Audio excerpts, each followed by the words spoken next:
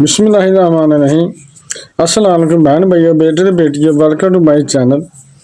آج کی ویڈیو کا عنوان ہے کہ اسباب مغفرت اور بزرگ کی برکت، یعنی اللہ کے ولیوں کی برکت کیسی ہے۔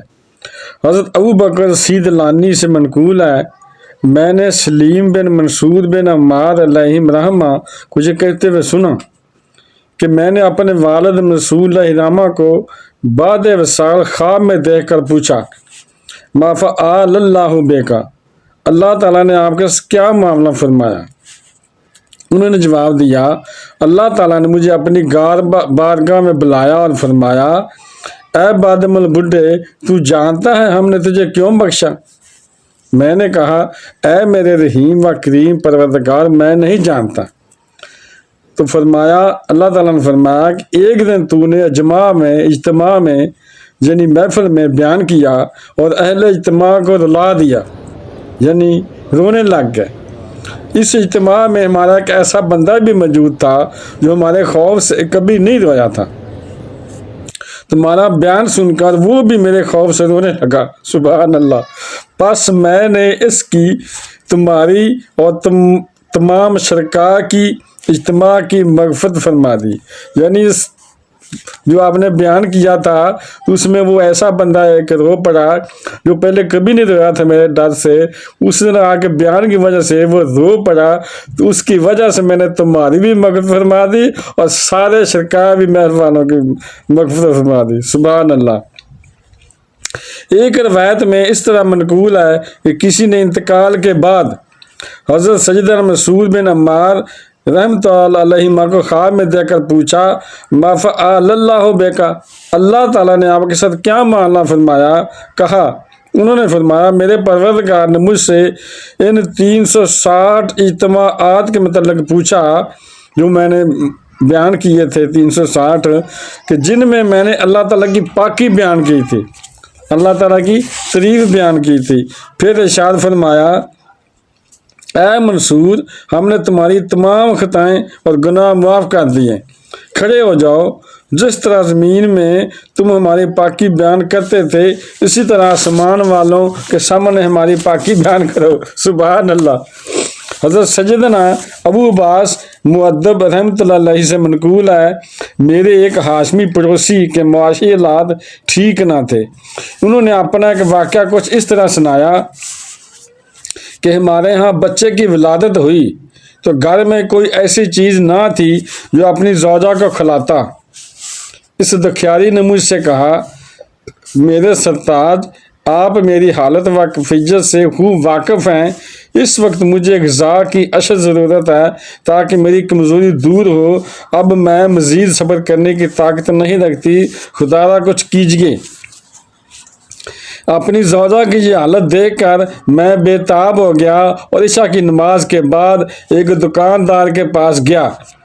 میں غلہ وغیرہ اسی سے خریدتا تھا، مجھ پر اس کا کچھ قرض بھی تھا۔ میں نے اسے اپنے گھر کی حالت بتائی اور کچھ سامان خورد و نوش طلب کیا، یعنی کھانے پینے کا سامان کچھ مانگا اور کہا میں جلدی اس کی قیمت ادا کر دوں گا، لیکن اس دکاندار نے صاف انکار کر دیا۔ میں ایک دوسرے دکاندار کے پاس گیا اور اپنی حالت سے آگاہ کیا کہ چیزیں طلب کی، اس نے بھی انکار کر دیا۔ الغرض جس سے بھی امید تھی میں اس کے پاس گیا، لیکن کسی نے میری مدد نہ کی۔ میں بہت رنجیدہ ہوا اور سوچنے لگا کہ اب کس کے پاس جاؤں، کس سے اپنی حاجت طلب کروں۔ پھر میں دریائے دجلہ کی طرف چلا گیا، میں ایک ملا کو دیکھا، میں نے ایک بیڑی والے کو، کشتی والے کو دیکھا جو اپنی کشتی میں بیٹھا ہوا مسافروں کا انتظار کر رہا تھا۔ مجھے دیکھ کر اس نے آواز لگائی کہ میں فلاں فلاں علاقے کی سواریاں بٹھاتا ہوں، اگر کوئی مسافر ہے تو آ جائے۔ میں اس کی طرف گیا تو وہ کشتی کنارے پر لے آیا، میں کشتی میں سوار ہوا اور ہماری کشتی دریائے دجلہ کا سینہ چیرتی ہوئی آگے بڑھنے لگی۔ ملا نے مجھ سے پوچھا، تم نے کہاں جانا ہے؟ میں نے کہا، کچھ معلوم نہیں۔ ملا نے متعجب ہو کر کہا، تو عجب، تجھ جیسا عجیب آدمی میں نے کبھی نہیں دیکھا، تم اتنی رات گئے میرے ساتھ کشتی میں بیٹھے ہو اور تمہیں معلوم ہی نہیں کہ تم نے کہاں جانا ہے۔ ملا کی یہ بات سن کر میں نے اسے اپنی حالت سے آگاہ کیا تو وہ ہمدردانہ لہجے میں بولا، میرے بھائی غم نہ کرو، فلاں علاقے میں رہتا ہوں میں، جہاں تک ہو سکا میں تمہاری پریشانی حل کرنے کی کوشش کروں گا۔ پھر اس نے ایک جگہ کشتی روکی اور مجھے دریائے دجلہ کے کنارے واقع ایک مسجد میں لے گیا اور کہا، میرے بھائی اس مسجد میں حضرت سیدنا معروف کرخی رحمۃ اللہ علیہ دن رات عبادت میں مشغول رہتے ہیں، تم وضو کر کے مسجد میں چلے جاؤ، اللہ تعالیٰ کے اس نیک بندے سے دعا کراؤ، انشاءاللہ تعالیٰ ضرور کوئی راہ نکل آئے گی۔ میں وضو کر کے مسجد میں داخل ہوا تو دیکھا کہ حضرت سیدنا معروف کرخی رحمۃ اللہ علیہ محراب میں نماز ادا فرما رہے ہیں۔ میں نے بھی 2 رکعت ادا کی اور سلام کر کے آپ رحمۃ اللہ علیہ کے قریب بیٹھ گیا۔ فراغت کے بعد آپ رحمۃ اللہ علیہ نے سلام کا جواب دیا اور کہا، اللہ تعالیٰ تم پر رحم فرمائے، تم کون ہو؟ میں نے اپنا واقعہ کہہ دیا۔ آپ رحمۃ اللہ نے بڑی توجہ سے میری بات سنی، پھر نماز کے لیے کھڑے ہو گئے۔ باہر موسم خراب ہونے لگا، بارش زور پکڑتی جا رہی تھی۔ میں بہت گھبرایا اور سوچنے لگا کہ میں اپنے گھر سے کتنا دور آ گیا ہوں، بارش بڑھتی ہی جا رہی ہے، نہ جانے گھر والے کس حال میں ہوں گے، میں اس شدید بارش میں اپنے گھر کیسے پہنچوں گا۔ میں انہی خیالات میں گم تھا کہ اچانک مسجد سے باہر کسی جانور کی آواز سنائی دی۔ ایک سوار اپنی سواری سے اتر کر مسجد میں داخل ہوا اور حضرت سیدنا معروف کرخی رحمۃ اللہ علیہ کے قریب آ کر بیٹھ گیا۔ آپ رحمۃ اللہ نے نماز سے فراغت کے بعد اس سے پوچھا، من انت رحمک اللہ، اللہ تعالیٰ تم پر رحم کرے، تم کون ہو؟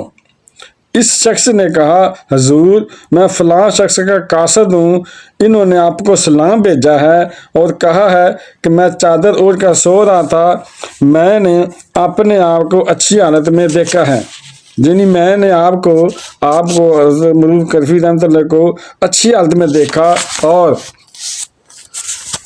ایسی رحمت کی بساط آپ پر دیکھی میں نے اللہ تعالیٰ کی طرف سے کہ اس پر اللہ تعالیٰ کا جتنا شکریہ ادا کیا جائے کم ہے۔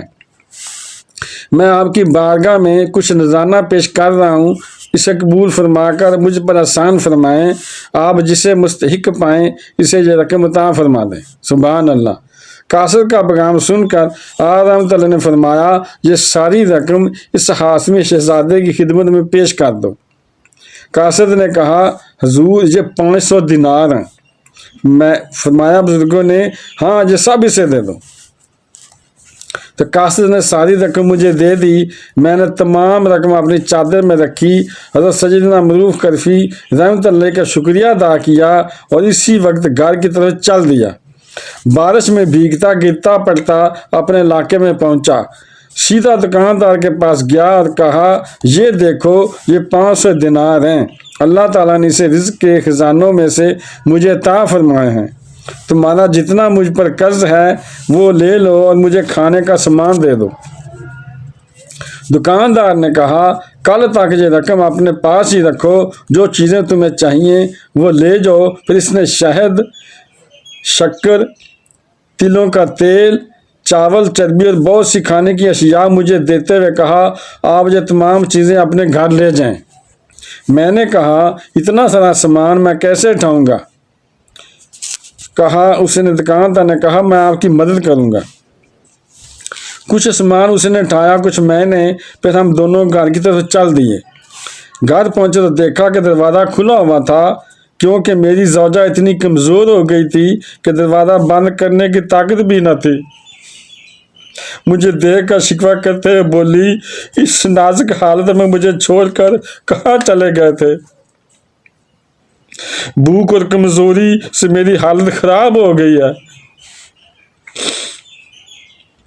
میں نے کہا، اللہ تعالیٰ کے فضل و کرم سے ہماری پریشانی دور ہو گئی ہے، یہ دیکھو گھی، چربی، شکر، تیل اور بہت سے کھانے کی اشیاء کثیر مقدار میں ہمارے گھر میں موجود ہیں۔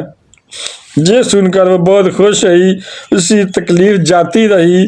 میں نے اسے دیناروں کے بارے میں ابھی نہیں بتایا، اس خوف سے کہیں خوشی سے ہلاک نہ ہو جائے۔ پھر کھانا تیار ہوا، سب نے کھایا، کھا کر خدائے بزرگ و برتر کا شکر ادا کیا۔